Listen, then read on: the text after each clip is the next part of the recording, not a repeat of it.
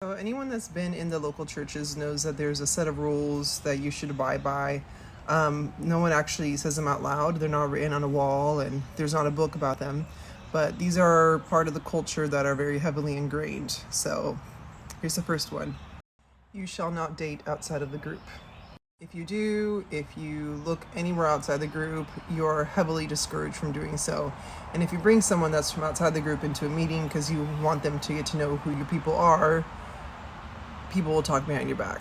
That's very much looked down upon. You should only marry within the group because those are the chosen people. And I've heard multiple people say, I'll never look outside the group because I know that they'll take me away from the group. So yeah, it's not said out loud, but it's definitely a thing. Friends. You can't have normal friends. They call them natural friends. You can't have friends where you just hang out and do things. Your friends should always be ones that pray with you, read the Bible with you, go to meetings with you. You are very much shunned from having, quote, natural friends. So I don't know what kind of other friends we should have. Morning revival, or like normal Christians call it, the morning devotional. There is an assigned reading that the church in your locality will be reading, and it is expected to be on track with what everyone else is doing. And so that week, every morning, you're supposed to read like a couple of verses and then an explanation, translation from what Watchman or Witness Lee says about it. And then that's all you're supposed to read. And maybe there might be some Bible reading with it. And then that Sunday, everyone shares about the same thing. Don't try and read other things, because if you speak about it in the meetings, there's a chance you might look down upon. So you are expected to go to the full-time training. What is that? It's a 2-year Bible school after college that you're heavily influenced to go to and attend. They glorify it and they say that it's like 10 or 20 years in the church life compiled into 2 years if you go, and that it's the most wondrous time. Well, really, a lot of people have a lot of mental breakdowns because it is extremely, extremely strict. Girls have to wear this really weird uniform. They can't show certain parts of their leg. Every day it's like this uniform. Men have to wear these suits. You can't even talk to the opposite sex. You can't have worldly things. It's very weird, and it's very, very strict, and it's very, I hate to say it, communistic. And it's for 2 years, and they heavily influence people to go there. So I think the reason why they have such a big work on campus is to get people to go there, because it's not free. You have to pay for it, and it really breaks a lot of people down. It's not a good place to go to. And then so then once you graduate the full-time training, a lot of people are recruited to then become full-timers for the church. They are basically asking you to give up your degree, to give up everything you've worked for, to then be full-time in this church. You get paid nothing. You're basically extremely poor, low income, and these families suffer financially because of it. The spouse, if there is a spouse that's not being a full-timer, she carries or he carries the load of the financial burden in the family.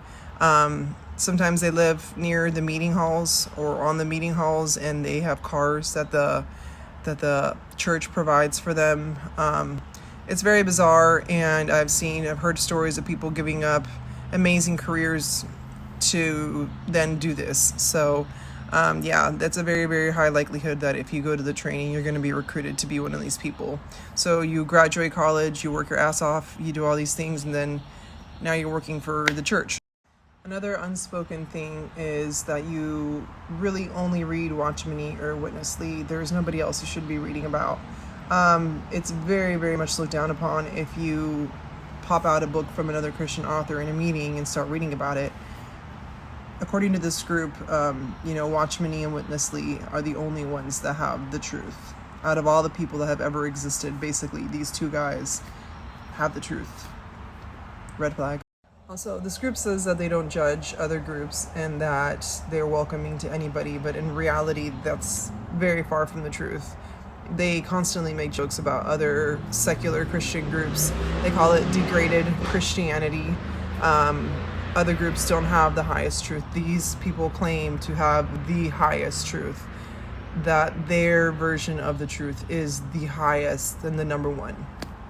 I also kind of find it weird that this group's Bible was added to. So Watchman, Witness Lee, they had these revelations, and so they decided to explain the Bible to people. So their version, which is called the recovery version, is the best version of the Bible out there. And so if you read it, you will see footnotes, they call them, and they explain what these verses mean. And this group takes it like it's the Bible, and that is it. So adding things to the Bible, that's very normal and accepted in this group. Another very normal thing you'll see in this group, which is extremely abnormal in the regular world, is that you will date people within the group. They call it courting. I went through this myself, so I know firsthand the experience. But you don't tell anybody. You keep it all a secret. And you date that person, and probably within less than 5 months, you will end up getting married to pretty much a total stranger. And it will heavily be pushed upon, and people will fellowship and get involved, and people will pray, and will kind of like slowly force this to happen because, well, they're within the group, so it must be God.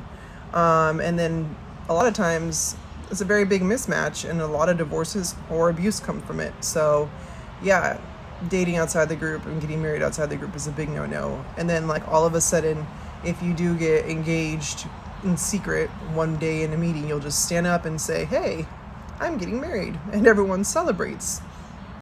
Another thing about this group is that it's a very, very small community. So oftentimes you will go to a doctor who is in the group, your lawyer will be in the group, your psychologist will be in the group. Everyone just kind of like stays within the group and networks within the group with business stuff. So it's everyone knows your business pretty much, and it's not very good to go outside the group. So yeah, it's a huge business opportunity if you think about it like that. And it's a good way to make money. If you really are having bad intentions in the group, you could really take advantage of a lot of people. One of the most concerning things for me is their heavy work on the campus. They have a huge team at the University of Texas campus, and they have these tables, and they welcome all these freshmen onto campus, and they always say, oh, it's the best time to gain new ones when they're basically totally vulnerable and alone and have no family. And so they like love bomb them. They invite them to these meetings. They give them free food. They come into people's homes. They get all these meals. They feel, wow, like I'm so taken care of. It's like a second home. And then once you're done with college and you go through their process of going to the full-time training, you're pretty much left on your own. And there's a lot of older community saints, they call them saints, people that are in their 30s that are gone through this process, now have a family and are working, that feel extremely abandoned. And it's this weird psychological thing that happens where they now all of a sudden feel like, well, who's taking care of me? No one's taking care of me anymore. And I feel like that's the point.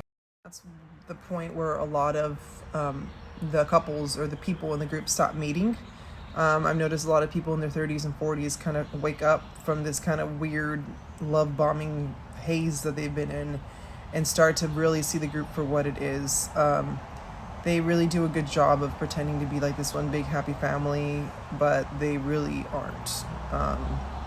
Not everybody, but it's very fake. It's not a very authentic thing because you don't get to really be your true self. Everyone's always kind of putting on this like mask and pretending to be someone they're not. Everyone's like actual personalities are suppressed. Brings me to my next point. A huge big red flag about this group is how much the self, which is who we identify as, is bad, and we're supposed to put that to the cross and kill the self and only let Christ live through us. So any self-help books, anything that's looking at yourself, really analyzing, trying to grow who we are as people, it's not good. They won't let you do it, and they put it down. So I think that's why there's a high rate of suicide and depression in the group, because we're constantly fighting against ourselves mentally and spiritually speaking, and I don't think that's what God wants. I don't think He wants us to be constantly criticizing ourselves and saying that our flesh is not good for anything but death and burial. That's a very, very negative message to actually like take in and accept. So it's very negative. So I hope this helps anyone that's out there that's actually maybe considered leaving the group or is afraid to leave the group, or you've ever had these thoughts before. There is a huge network of supporters that have been in the group out there, and we can connect you. Just reach out through here, and I'll put my email in the comment in the description. That way you can reach out. But we're here for you, and I hope that you can find some peace within yourself.